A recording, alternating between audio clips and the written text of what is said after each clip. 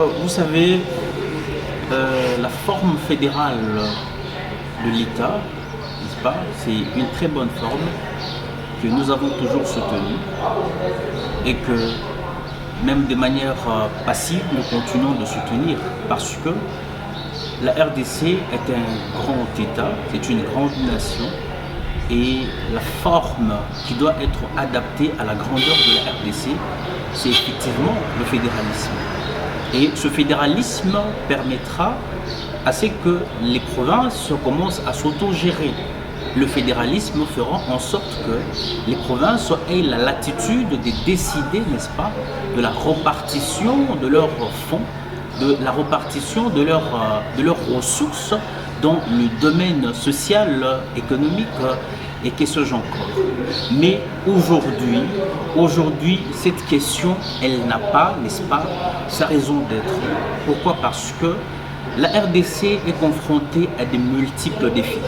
La RDC est en train de faire face à beaucoup de défis qui jusque-là ne sont pas encore élagués. Et notamment le défi sécuritaire. Le défi sécuritaire aujourd'hui préoccupe non seulement l'État congolais au niveau national, mais aussi même au niveau international. C'est-à-dire toutes les organisations internationales sont pratiquement intéressées par cette question. Alors, se réveiller un bon matin et soulever la question du fédéralisme, je pense que c'est un peu être très précis. Parce que il est vrai effectivement que l'unitarisme n'est pas un mode de gestion adapté à la République démocratique du Congo. Nous devons justement basculer au fédéralisme. Mais basculer au fédéralisme demande à ce que certains préalables soient réunis. Notamment, il faudra changer la Constitution. Mais est-ce qu'en ce moment, on doit parler de tous ces préalables-là? Négatif, parce que pour basculer d'un État fédéral, d'un État unitaire à l'État fédéral, il faudra nécessairement procéder par le changement de la Constitution. Parce que c'est la Constitution qui doit prévoir la forme de l'État. Vous savez, vous voyez? Alors, non seulement cela, mais il faudra aussi commencer à procéder à une forme de sensibilisation. Parce qu'aujourd'hui, le Congolais, quand vous lui parlez du fédéralisme, il fait référence à la sécession, il fait référence à la balkanisation. Et donc, je pense qu'ouvrir une brèche, n'est-ce pas, à des questions subsidiaires autres que la question, n'est-ce pas, de la promotion de la paix, ce serait un peu vite se précipiter. Ce serait un peu aller vite en besogne. Et donc, ce qui est de notre devoir aujourd'hui, c'est de prêcher l'unité nationale.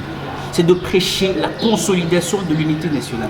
Prêcher la consolidation non seulement de l'unité nationale, mais de préserver aussi l'intégrité territoriale en vue de repousser l'ennemi.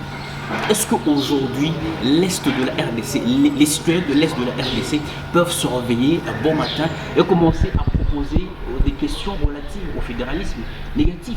Aujourd'hui, nous sommes focus sur la paix. Nous devons militer pour rétablir la paix en RDC. Donc, réveiller une question, n'est-ce pas, du fédéralisme serait en quelque sorte méconnaître la situation sécuritaire qui est pratiquement dépravée à l'est de la RDC. Et donc, je pense que nous devons mettre bas la terre et réfléchir sur le comment, n'est-ce pas, nous allons rétablir la paix à l'est de la RDC.